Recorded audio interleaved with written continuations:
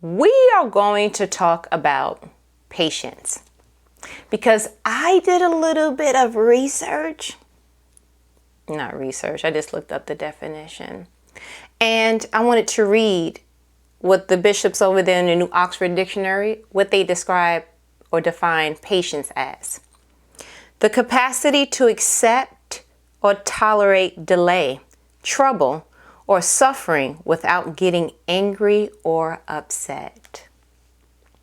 God gave me a word, and we're going to talk about it. Specifically, patience with people. Am I in your business? Okay. But before we get into it, go ahead and like this video, subscribe to this channel, and then let's get into it. Okay? Go. Like, subscribe. Go.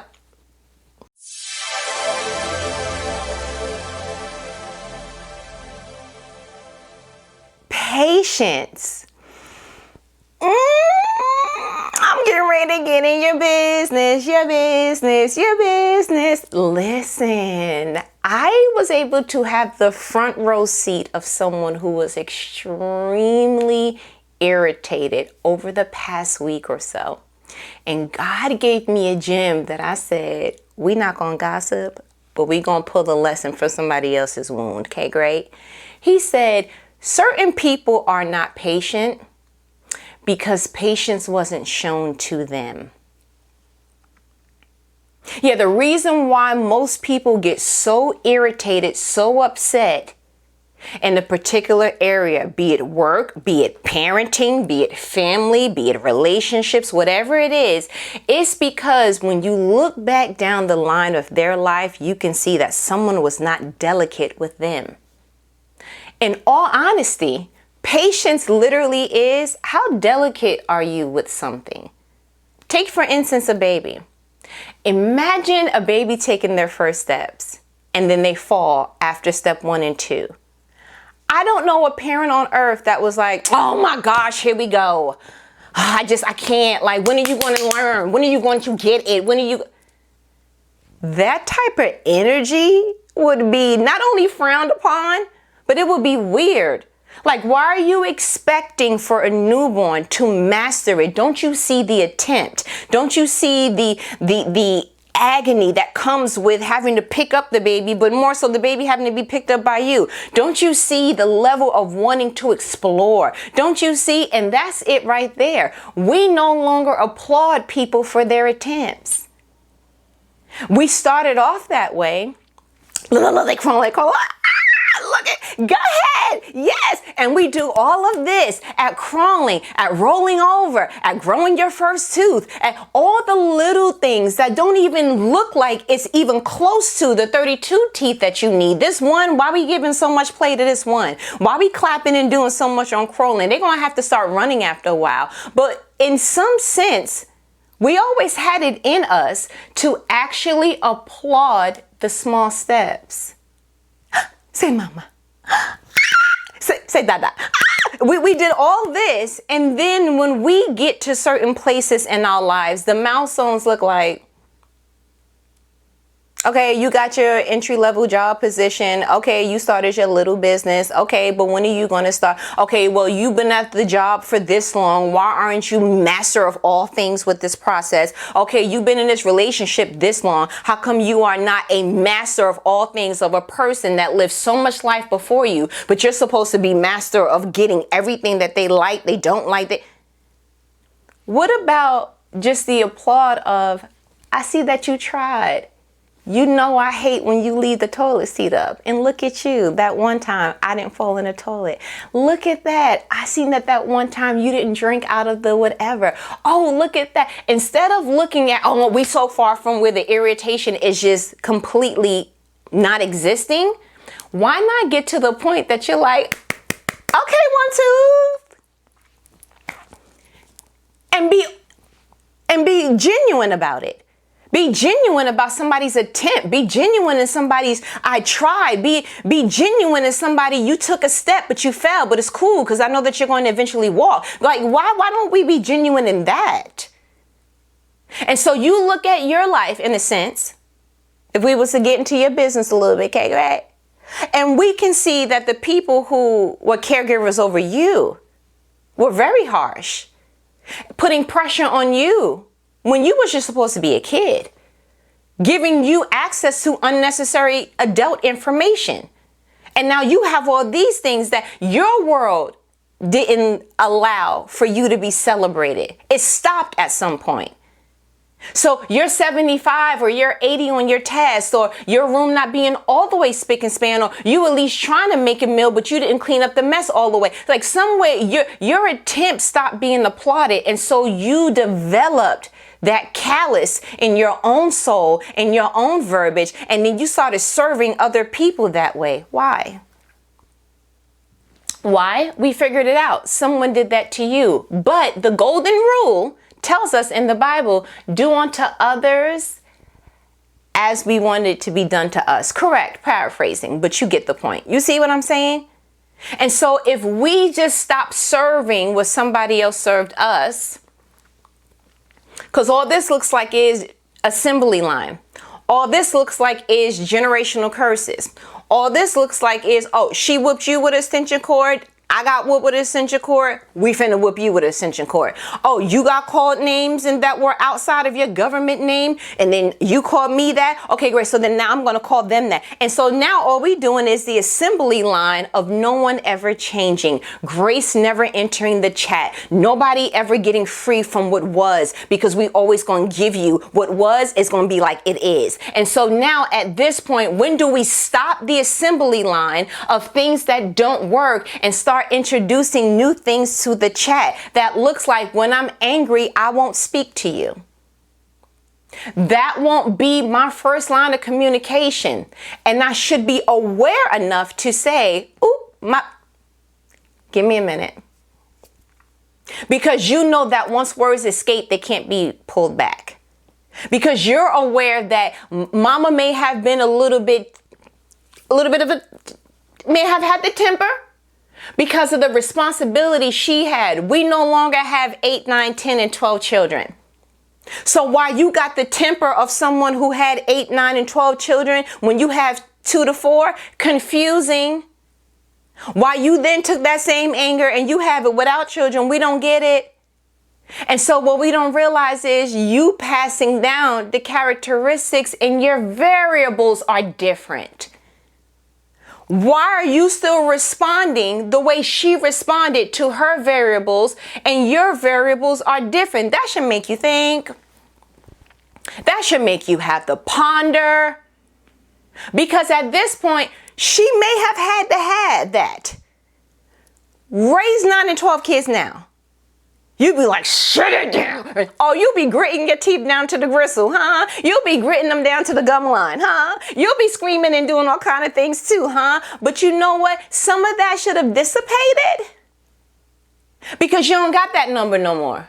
Imagine 9 and 12 different homework, social security numbers to have to remember, birthdays.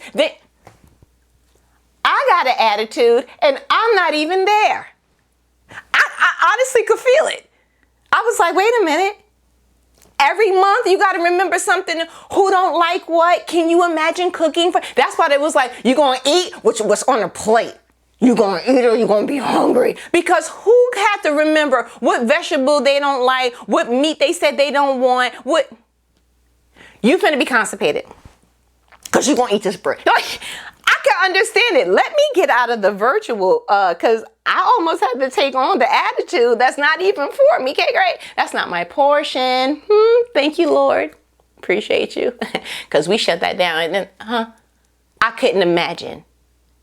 And so the whole thing of that imagery of me entering that torture zone a little bit, just looking in and going, ooh, okay, great. Let me zip that up and put that away. Is that you may want to check yourself when it comes to patience. Because honestly, I'm going to go ahead and tell you the truth, and I'm going to zoom all the way out. The patience that God shows you, you don't deserve. Although somebody who did something said something. The amount of patience that God shows us on a daily Adam and Eve should have pinched their nose and they shouldn't have been able to breathe. Okay. The end. Have a nice day. Them grandbabies went and covered themselves with fig leaves because they did what he said not to do. And he saw them with the fig leaves and was like, y'all don't even know how to cover yourself, and took animal skin and made sure that he covered them properly. That is a love and a patience that only a father can have, only an almighty God can have. But yet, let somebody get your order wrong. Ooh! I'm sorry, child of God, what happened? Let somebody that is human do something human error-like, and you ready to sound off.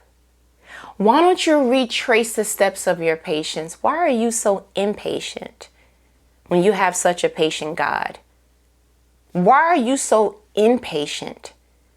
And you've been shown so many different ways what it feels like to be the recipient of somebody else being impatient of you. Start asking yourself why. It is the number one question that will unlock the layers of whatever is problematic in your life. Why are you like that? Why are you so hard on yourself? Perhaps you're impatient with others because you're literally just showing them how you treat yourself. You're impatient with yourself. You only give out to others what's natural to you. Sometimes you give out to others what people have served you. But you can't muster up something for somebody else that you don't have for yourself. Hence the cliche, you can't love anybody if you don't love yourself. You also can't be patient with others if you're not patient with yourself. So you look at your life and where you thought you were supposed to be and you're impatient and you start to have an emotional reaction to that. You're looking at your finances, you're looking at your career, you're looking at your entrepreneur. And so you're looking at where you think you should be. And then you start to have an emotional reaction to the fact that you're impatient, that you're on your way, but you're not there yet. And so other people who look like that, perhaps you're projecting what you feel about yourself. Are those your toes I'm stepping on? Get used to it. Because at this point, what we need to be doing is making sure that impatience is not our portion. It's unfair. It's unfair to receive that. It's unfair to do that to yourself. And it's unfair to serve that. Leave it alone. How does one become patient? Very simple. He has been too patient with you. Show a slither of that to yourself and others. That's it. What you thought? That was worth it. That's the answer. I don't know what else to tell you. Okay, great. So if you decide to keep carrying that particular book bag in life, you decided what you wanted to feel. But if you want to lead to all roads that feel like freedom and growth and just having imagine making a mistake and you wasn't afraid to tell whomever that you erred. Imagine not feeling that like, oh no, and I shouldn't have. You know that you only feel that way because of how someone responded to your error in the past. Imagine dropping food, a drink, something so simplistic and not going, oh my gosh. Now you're responding the way they responded to you when you were a kid. Imagine dropping it and going, I gotta get another one. Oh man, I really wanted that. As you clean it up and go get you another serving.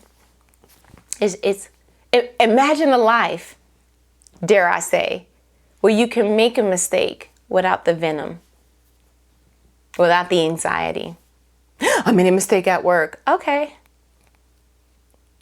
How do we go along the lines of fixing it either now or putting something in place so that not so many happens later? Oh, doesn't that seem weird? And it's weird that that's not normal. So we are here, the aliens of the world, just simply meaning you don't fit because we're not going to pass on what was. We are here to implement what will be. And we will live in a life where we are free to be human and we allow others that same grace. That's all I got for you with my podcast. Stop rushing me. I always want to give that to you. Slow down. Show some patience.